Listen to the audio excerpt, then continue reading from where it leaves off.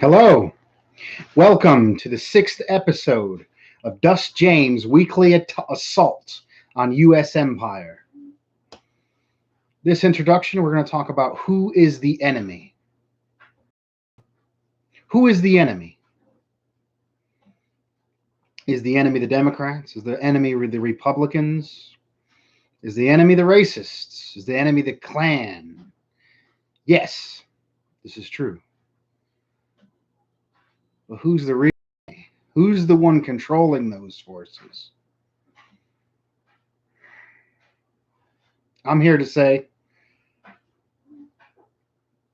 the number one enemy against humanity, number one exploiter, number one terrorist is imperialism. Imperialism backed by U.S. imperialism. Lenin describes it in his book, Imperialism, the Final Stage of Capitalism. Also refers to it as monopoly capitalism. Monopoly capitalism, where the banks take over the economy. Larger and larger industries, larger and larger manufacturing controls the whole of the economy. And this needs to expand. They need to take more resources. They need more markets. Imperialism. They start opening up new countries and creating colonies.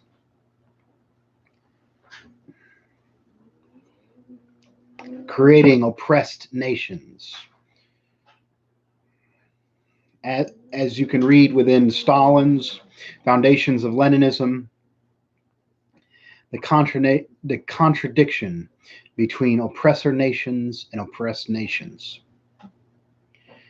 The enemy, imperialism.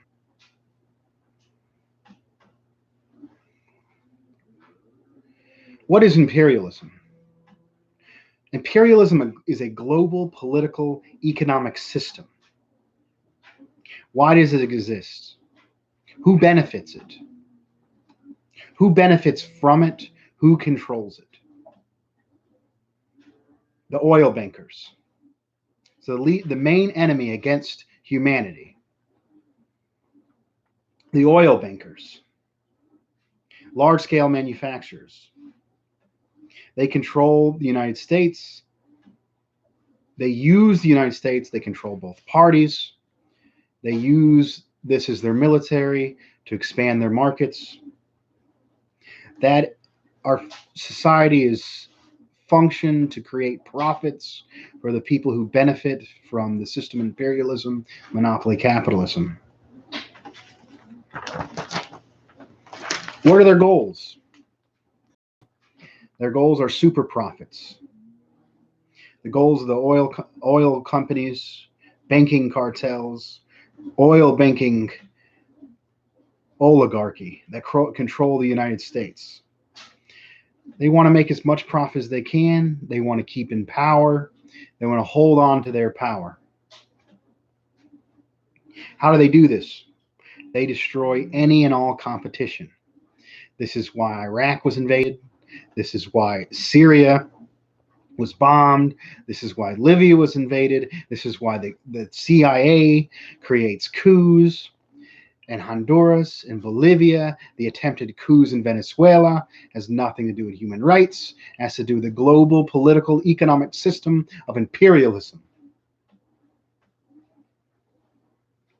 So how do they accomplish holding on to their power? They use organizations like the CIA, the NED, to go in and control other sovereign states and sovereign nations, overthrow them if necessary, invade them. That's how they do it. They control the media. They have ready when they're ready to invade someone. They have bombs. They have human rights abuses. They don't have a democracy. We have to do something about it.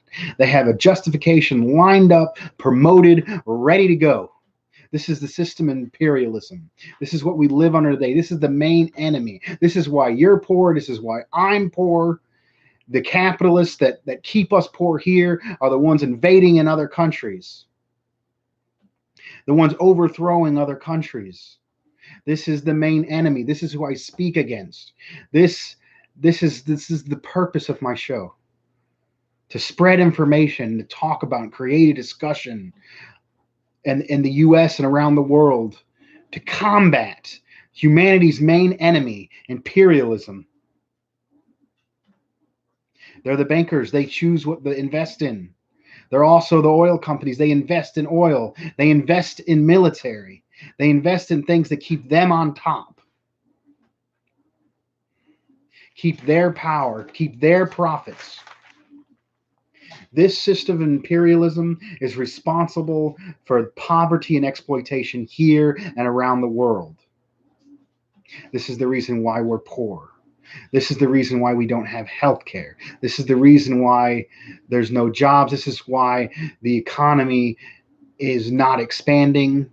Why this is the reason why the majority of the world's poor. There's a global system of US imperialism. This is why a large portion of humanity lives on $2 a day. They prop up racism. They prop up patriarchy. They prop up gender oppression.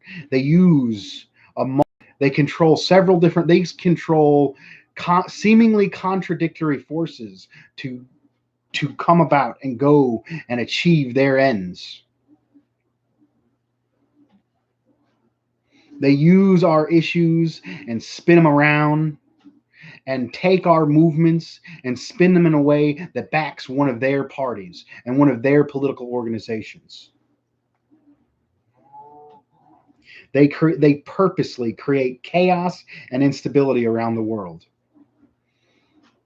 So the people who back imperialism, the oil bankers in the United States, Western banking cartels, oil banking cartels, they're not even like, why they invade Iraq? Because of the oil.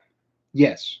But because in Syria and Libya, they invade them because of the oil.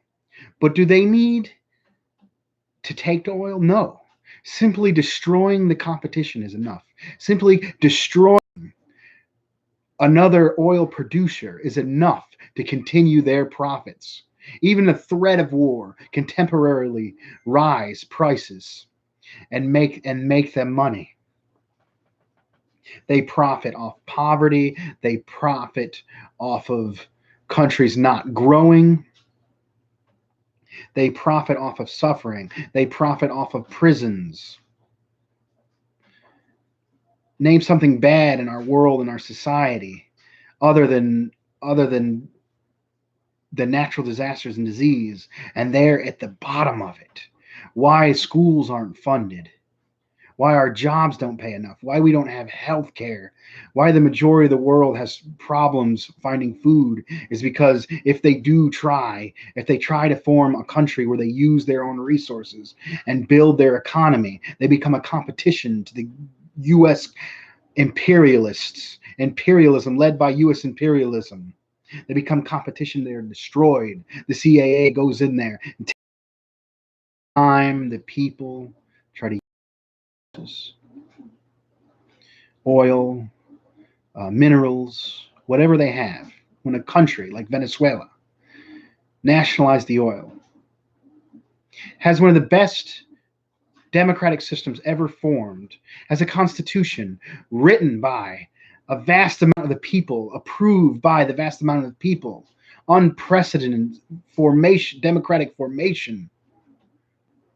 And they use like, oh, it's not. It's more democratic than the United States. We have gerrymandering. We have the U.S. Senate. We have a Senate.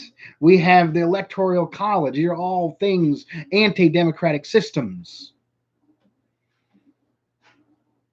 It's like they'll fund Trotskyites and anarchists and so-called human rights groups and protest groups around the world. They'll fund them. It's like in the United States, you got to respect the office. You got to respect the U.S. empire. You got to respect the government here. There's a call to authority in the United States because this is the best country in the world, because there's a spreading of democracy. It's all lies. Well, that's what they say. So it's a call to authority here And then everywhere else, it's the most anarchists, human rights, like liberal, forward thinking, like if they do not fit somebody's perfect ideal, if they don't fit somebody's perfect ideal, they will fund those forces to attack their competition. They use the idea of human rights, the ideas of weapons of mass destruction, simply to destroy their competition. Venezuela is more democratic than the United States. Bolivia is more democratic than the United States. Evo Morales created the fastest growing economy in Latin America, and he was taken out of power. Or a US-backed coup. This is imperialism. Us as US workers, we're facing the same enemy. The same people we pay 25, 30% interest to are the same people that are going in and destroying the government of other countries, the popular elected government of other countries. We should be inspired by what the people in Venezuela have done. The recent economic woes are wholesale caused by economic sabotage, price fixing by the United States. You compare Venezuela pre-Bolivarian revolution, they lifted millions of people out of poverty. They did it with a democratic force, black people, brown people, poor people coming together, saying what they need, saying what they desire. They build millions of homes. They have food co-ops, childcare, healthcare, education, things we need in this country. That is hope for us. The Venezuelan Bolivarian revolution is hope for us here. And it's not just happening in Venezuela. What the people did in Iran, kicking out the US, building up their economy, safeguarding their economy. What happened in Syria? Assad built his country up, nationalized the resources, invested in his country. Even Saddam.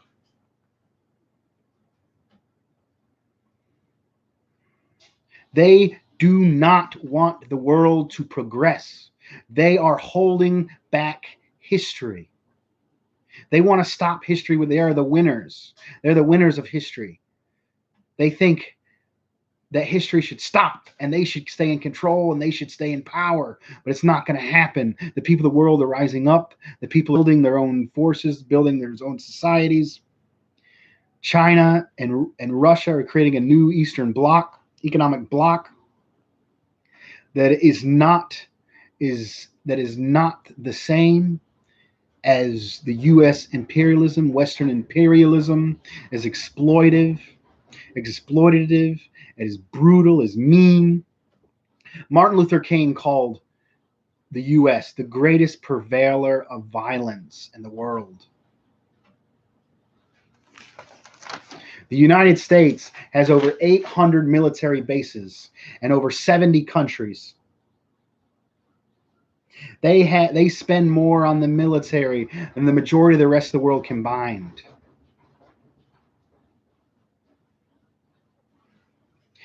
And they lie.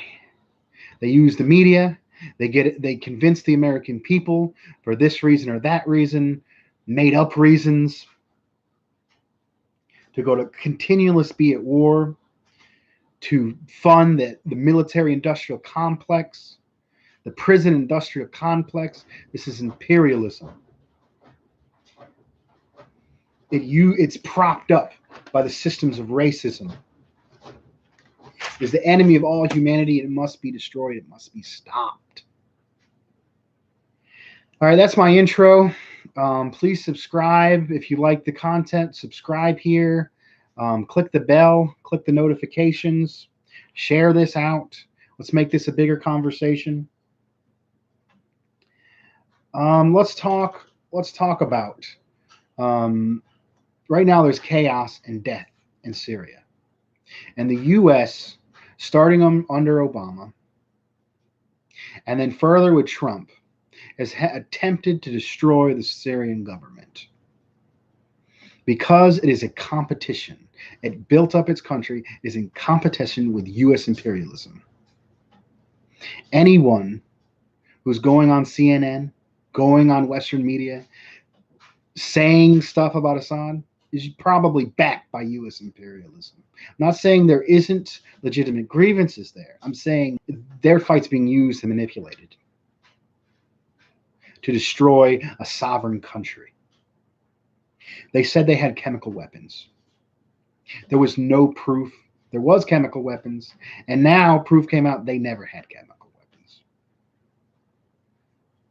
I want to talk a little bit about something I saw on another positive show, the Empire Files, hosted by Abby Martin.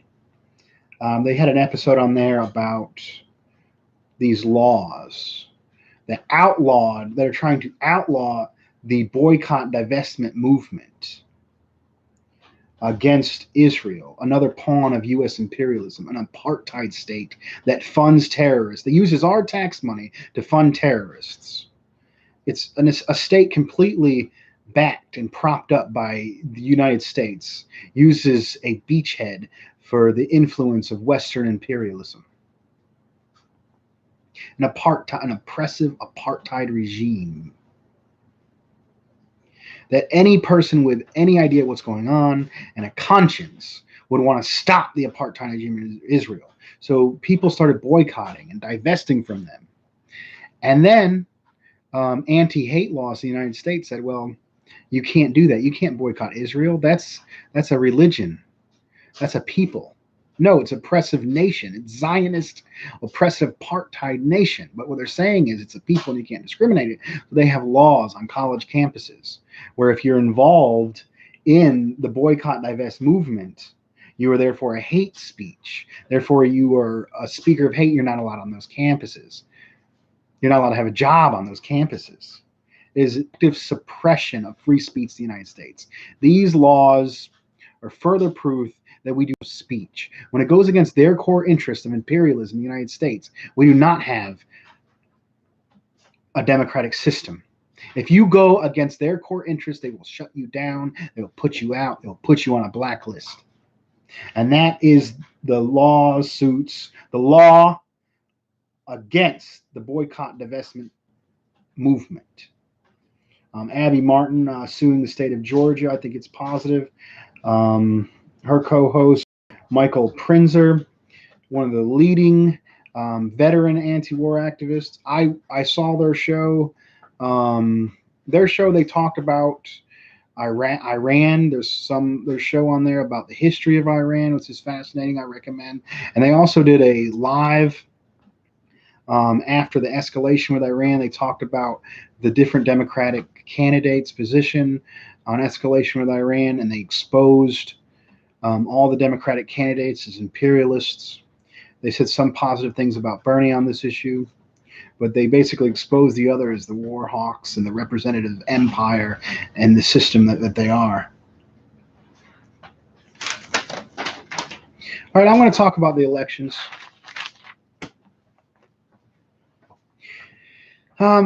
There was a debate. Bloomberg, rich, racist, billionaire, leader of Stop and Frisk, mayor of DC, mayor of New York, bought his way in to the rigged Democratic debates.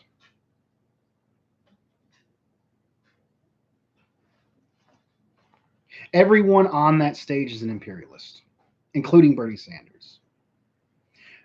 Warren is even further to the right on foreign policy than Bernie is. The Black Agenda report did an article. She wants green bombs, not a green deal. They're going to try to make Warren's position. She wants to make the military more environmentally friendly. The military is the biggest polluter in the world. Why not just stop oppressing and destroying other countries?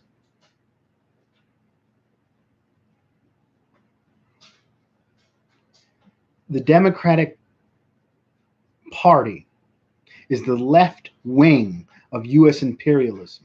U.S. imperialism, the largest enemy, the number one terrorist, the enemy of all of humanity, the Democratic Party, Obama, the Clintons. Obama invaded Libya. Obama destroyed the most prosperous country in Africa. Obama deported more migrants than Trump. Obama overthrew the sovereign country of Honduras, Zelaya. Clinton was a part of the destruction of Libya.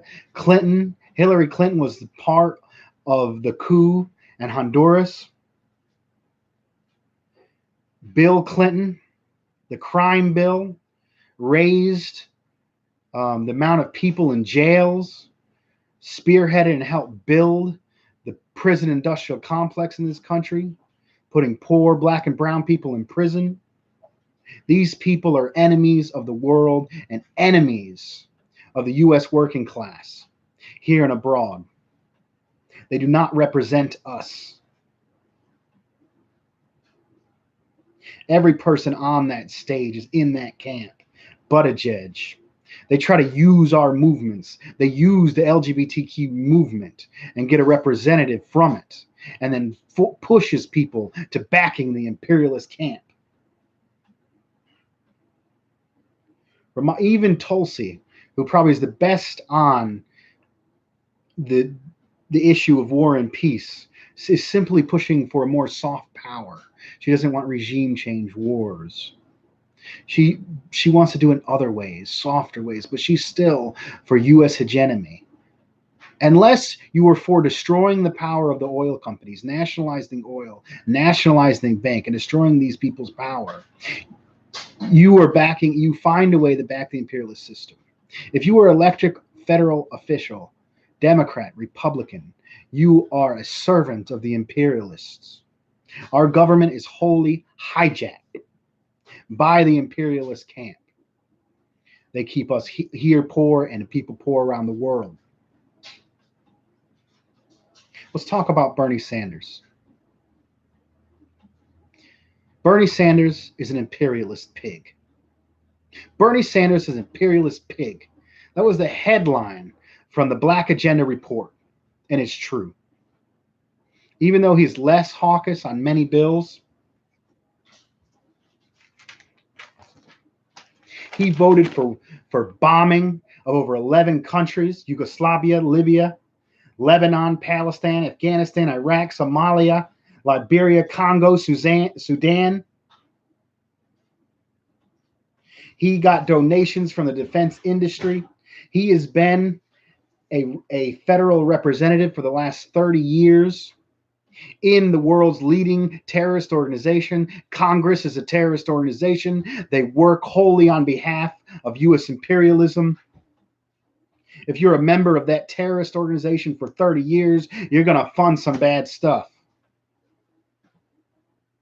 He supported the $1.5 trillion for the F-35, a huge missile, all that's absolutely unnecessary. It has malfunctions. They said it can't even shoot straight without destroying itself.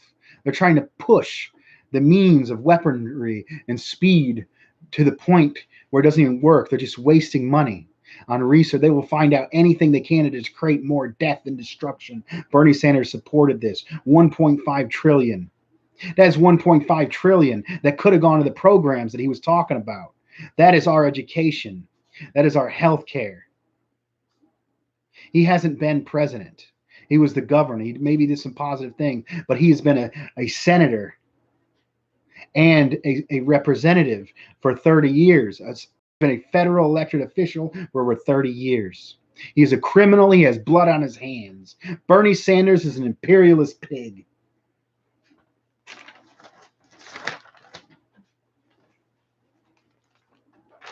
He campaigned for Hillary Clinton. He campaigned for Bill Clinton after passing NAFTA, passing the crime bill.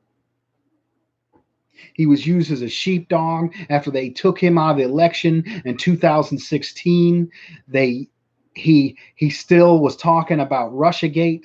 He was saying Russia fixed the election. No, the DNC fixed the elections against him, and he didn't say nothing about it. And then he endorsed one of the worst war criminals in the world history, Hillary Clinton. Hillary, agent of U.S. imperialism. He endorsed her in 2016. He calls John McCain someone who was bombing and part of the destruction of the people of Vietnam, and then pushed for every single war since. He referred to John McCain as my friend and a very, very decent person. He voted no to closing Gitmo. He rejects the BDS campaign against Israel. He backed Russiagate. The lie. He supports the lie that somehow a few people on a computer messed with our elections when it was obvious the DNC is the one that took the election from him. He backed putting Nazis in the Ukraine to fight against Russia. He backs dictators. He voted yes on the crime bill in '94. Bernie Sanders is an enemy of the people. Bernie Sanders is an imperialist pig. And even if he's promoting programs, healthcare, education, he says he's promoting these things. Not against people voting for him, but I'm not. I'm not voting for an imperialist pig.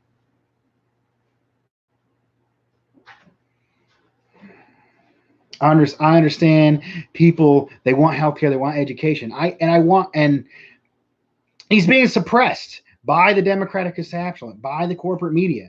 Bernie Sanders is the best they have to offer. I always say, even they best ain't shit. Like Dead Prez, they schools, even they best ain't shit. Bernie Sanders, imperialist pig, as the notions that I said.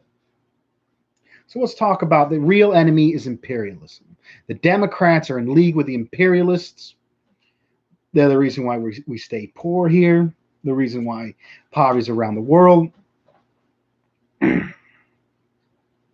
So Bernie Sanders backing education, backing healthcare. This is good. I want this. I want these things. I want these things. But I mean, look what happened with Obama.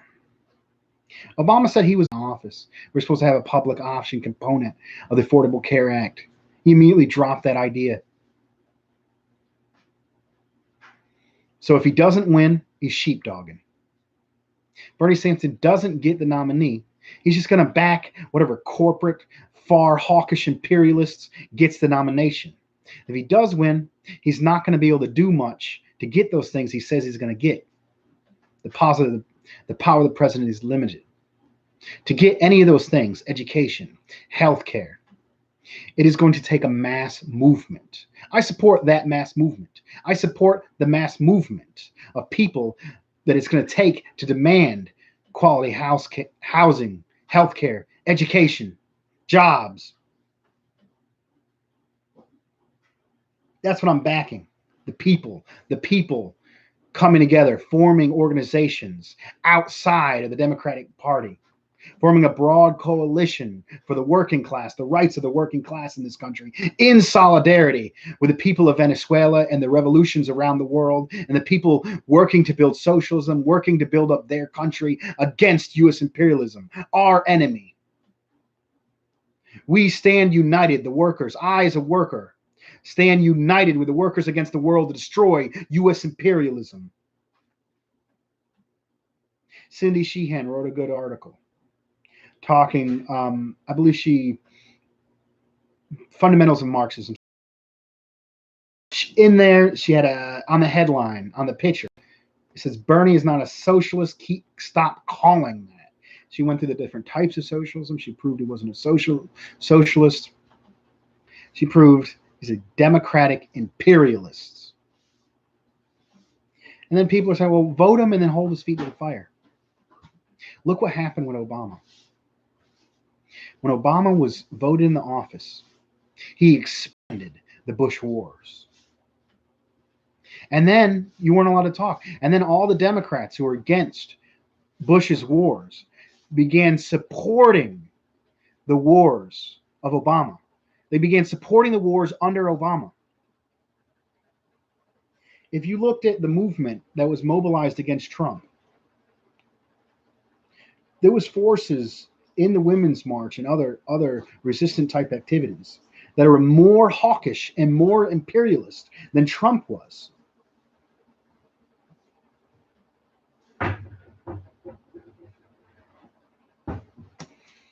So another development that happened this week was someone I really respect. I love his art. I love his position. Boots Riley. Filmmaker, Sorry to Bother You. One of the few films that talked about class oppression in this country. Boots Riley came out in favor of Sanders. Said we should vote for him. And he said he's never voted before in his life, and he's hoping masses of people will also vote for him. I kind of get some of this. I kind of get some of the socialist understanding.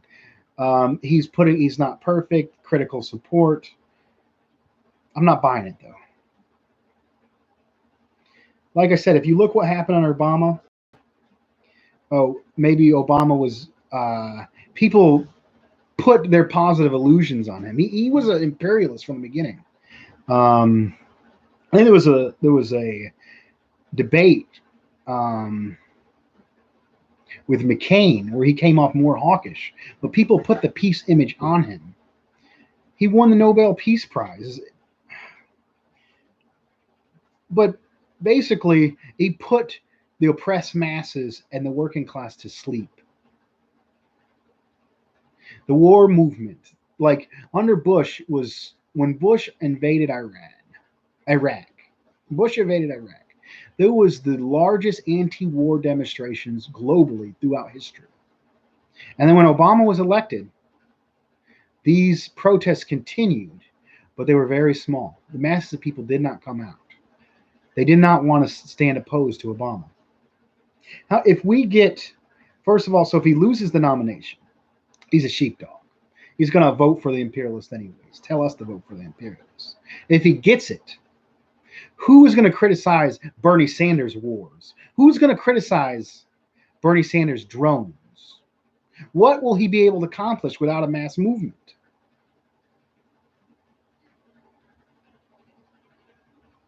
So I'm not voting for him. I'm not voting for Bernie Sanders. I'm going to vote in the Democratic. I'm going to vote in the Green primary. Just a vote of protest. To say, I am not okay with either the left or the right wing of the imperialist hawk. Let's continue the discussion about who the enemy is. Let me ask a question. Who is the worst enemy of the people? Obama or the Ku Klux Klan? The Klan, racist, vile, disgusting terrorist organization designed wholly for this absolute evil. Obama, an efficient executive of imperialism that destroyed destroyed the entire country of Libya, the most prosperous nation in Africa, deported more migrants than Trump. From a materialist perspective, Obama is a bigger enemy of the oppressed people and the working class than the Klan. I'll say it again. Obama was a worse enemy of the working class and oppressed people in the United States than the Ku Klux Klan was. Back when they passed, back when they got rid of Don't Ask, Don't Tell, allowing openly gay people in the military. A lot of people in the gay rights movement, this is great. This is society moving forward. I wasn't very happy about it. It makes the U.S. imperialism, makes the military stronger. If you join the U.S. military, you join a terrorist organization that sole purpose is to foment the power and control of U.S. imperialism back, led by U.S. imperialism. Destroy whoever they find an enemy, not an enemy of American people. Destroy the enemy of the banks and the oil companies of the United States. You become an enemy against yourself. You become an enemy against your own community. That's what happens when you join the U.S. military. Now, the poverty draft, poor people are pushed into to do this. It's understandable. The entire media says that it's good, that you're fighting for your country, our entire society. So back when they repealed Don't Ask, Don't Tell, I said, would it be a good thing if the Klan started letting LGBTQ folks into their organization? They're like, no, and it's not the same. I go, the Klan couldn't kill as many innocent people if it tried. I'm not backing the Klan, they're evil. What I'm saying is the overt racists are not as a dangerous enemy as the Democratic Party is. They're absolute concentrated evil that goes and destroys whole nations, creates chaos and poverty. They're the reason for the poverty in the majority of the world because they put in dictators and people that serve their interest and rob the resources of the people in that country. So even with his promises of positive things for U.S. workers, if he was to become president, Bernie Sanders, with his 30 years of backing wars and being part of the legislative body that is there to back and fund imperialism, Bernie Sanders is an enemy of the people. Bernie Sanders is more dangerous than the overt racists. Bernie Sanders is more of an enemy of the people than the dumb, racist, ignorant Trump supporter that you live next to.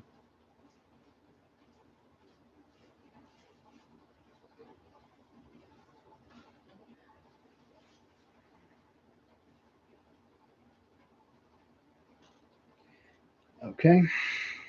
The movement in this country is co-opted and controlled by the Democratic Party. If you go out to left protest events, when a Democrat is in power, the people you will meet in the protest cage are more imperialist and hawkish than the average and the majority of the people in this country. We need to get out of the movement and to the masses. We're serious about making this broad front coalition against imperialism, against the class oppression, against racial oppression, against national oppression. We need to get out of the movement and to the masses. The majority of people in this country are against these wars.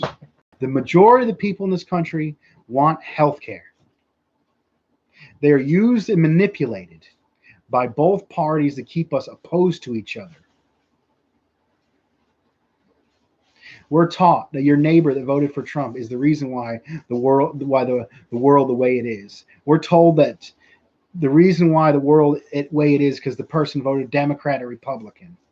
The reason why it is the way it is because the imperialists that control both parties are profiting off of our poverty and suffering and profiting off the poverty and suffering of the people of the world.